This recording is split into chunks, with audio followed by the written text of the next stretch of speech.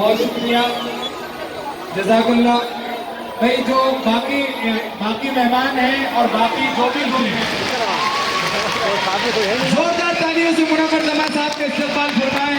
अब जितने भी अहबाब स्टेज पर हैं, मैं उनसे दरख्वास्त करता हूँ कि आप तमाम अहबाब स्टेज को खाली कर दें। जो लोग खड़े हैं वो बैठ जाए इंशाअल्लाह। अब हमारे दरमियान में हमारे इस प्रोग्राम के मेन रहनुमा और जिनके लिए बज़्म सजाई गई है, आली जनाब मुनव्वर जमात साहब का इस्तकबाल हमारे हरदिल अजीज भाई आमदार आली जनाब अबू आसिम आज़मी साहब के हाथों से किया जा रहा है। जोरदार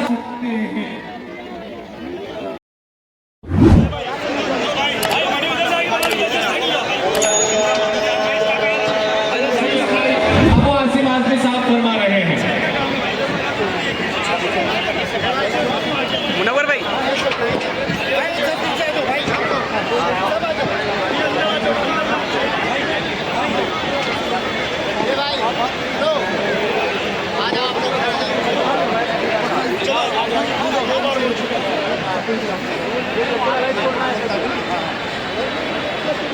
बड़े भाई बहुत शुक्रिया अबू आसिम आज़मी साहब।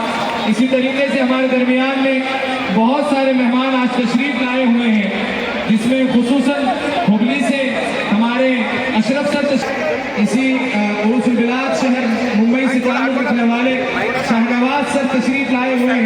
मैं जनाब इरफान खान साहब से दरख्वास्त करता हूँ कि जनाब शाफी साहब तशरीफ लाए हुए हैं।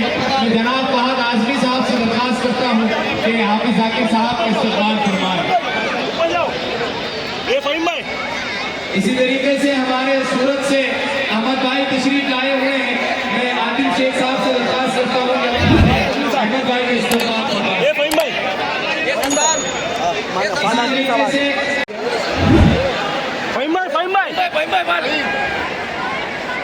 अच्छे देखो खड़े में खड़ा थोड़ा तूफान कर रहा था मेरे अज़्म का तोड़ा। वो तो छोड़ो,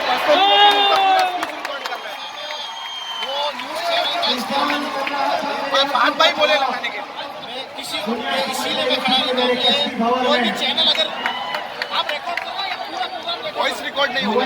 प्यारे लोग, प्यारे भाई बहनों, अस्सलाम वालेकुम। मेरा वर्कशॉप हैदराबाद में 1 महीने का चल रहा है। बड़ा वाला भाई, बच्चे बच्चियां आकर होटल में, मेट्रोपोलिस होटल में वर्कशॉप चलता है, वहाँ 9 से 2 पढ़ाता हूँ। वो पढ़ाकर आपके दरमियान में आया हूँ। हल्का सा थोड़ा सा थका हुआ था, लेकिन गोवंडी के भाइयों और बहनों का जोश देखा तो मेरी पूरी थकन चले गई है।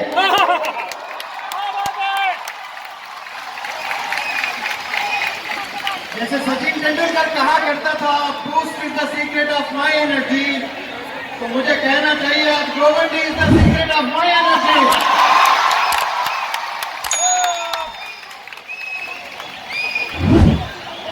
जो पानी से नहाते हैं अबू आसिम साहब, वो लिबास बदलते हैं। जो पानी से नहाते हैं वो लिबास बदलते हैं। जो पसीने से नहाते हैं वो इतिहास बदलते हैं। ये हल्की बारिश हो रही थी, अबू आसिम साहब थोड़ा सा घबरा रहे थे कि मुश्किलों से यह प्रोग्राम कंडक्ट हुआ है, कहीं लोग चले ना जाएं। लेकिन अबू आसिम साहब के इल्म में मैं ले आना चाहता हूं, ये अल्लाह की रहमत बरस रही थी गोविंद के ऊपर, और यहाँ बारिश भी हो जाए। आज फोन पर मैं अबू आसिम साहब से 3-4 दफा बात किया, हर दफा यही कह रहे थे कि बादल मंडरा रहे, बारिश होने के पूरे चांसेस हैं। तो मैंने अबू आसिम साहब से कहा, अबू आसिम साहब, मुनव्वर जमात के कोई नखरे नहीं है, तूफान भी आए तो तूफान से लड़ते हुए पहुंचूंगा मैं यहाँ। और आप लोग के भी बारिश में भी इंशाअल्लाह अगर होती है तो खड़े होकर मैं तकरीर करूंगा इंशाअल्लाह। हमने तूफानों से लड़ना है, ये तो अल्लाह की बारिश है, ये बारिश में भीगने से कोई इंसान को तकलीफ नहीं होती है। लेकिन यहाँ जो मकसद है असल ये प्रोग्राम को रखने का, मैं सीधे टॉपिक पर आता हूँ ताकि क्या पता ज्यादा बारिश हो जाए तो कुछ लोग चले ना जाएं और वो मैसेज से महरूम ना हो जाएं। अल्लाह ने तो कान दिए, लेकिन बड़ों से हमने सुना कई दफा कहते हुए कि दिल के भी कान होते हैं और दिल के कान से सुने। तो मैं आज आप सबसे इल्तिजा करता हूं कि अपने दिल के कान से ये बात सुने। मैं एक खिलाड़ी को जानता हूं, वो ऐसा खिलाड़ी जो जिंदगी में कभी हार नहीं देखा और वो इंटरनेशनल खिलाड़ी है। और ऐसा ऑलमोस्ट इम्पॉसिबल हो ही नहीं सकता कि कोई इंटरनेशनल लेवल पर जाए और कभी जिंदगी में एक दफा हारे ना। नामुमकिन है। इंटरनेशनल लेवल पर जब कोई बंदा पहुंचता है तो अप्स एंड डाउन्स होते हैं उसके, कभी जीतता है और कभी हारता है। लेकिन जिस खिलाड़ी का मैं जिक्र करता हूं, अल्लाह ने उस खिलाड़ी को कभी हराया नहीं, वो हमेशा जीतता रहा और वो हमेशा दुआओं के साथ चलता था। इसीलिए कभी अल्लाह ने उसको रुस्वा नहीं किया, अल्लाह ने हमेशा जिताया।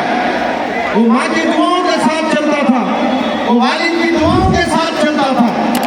अब मैं इशारा देता हूं तो बहुत सारे लोग शायद समझ भी जाएंगे।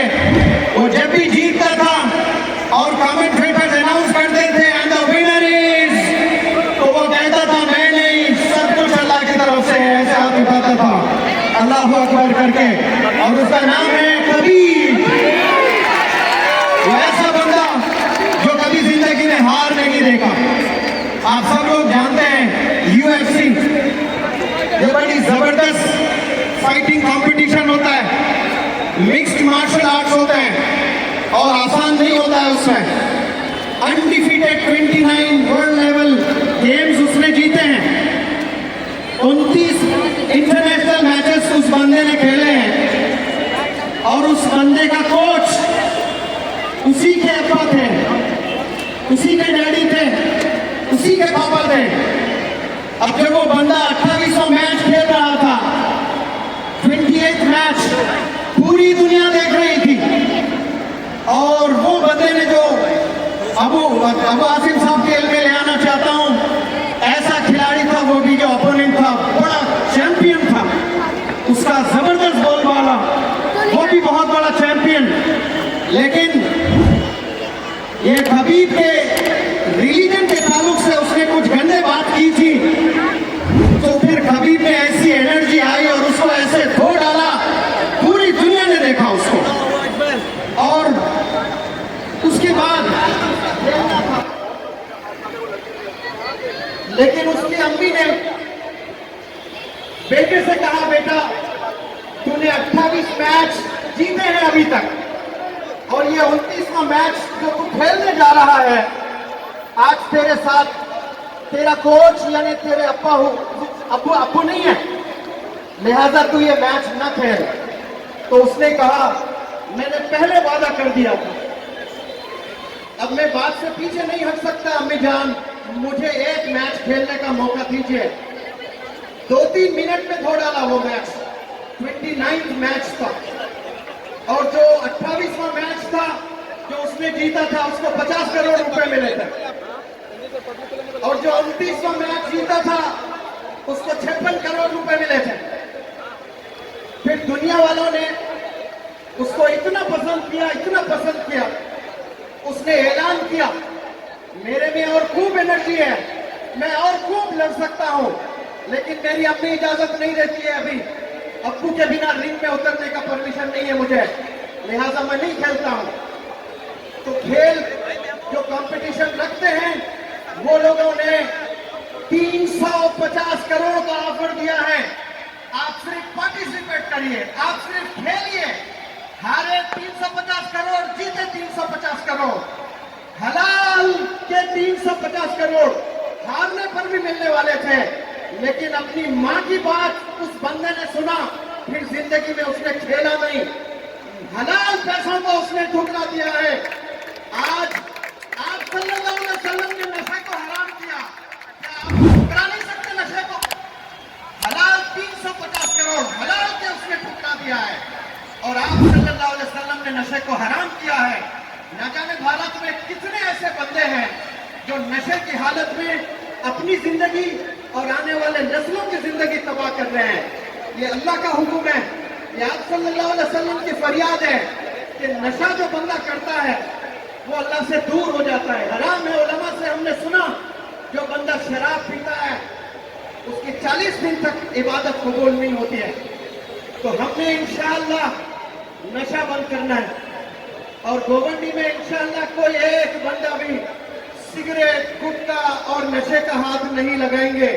आवाज गूंजना चाहिए, जोर से कहिए इंशाअल्लाह।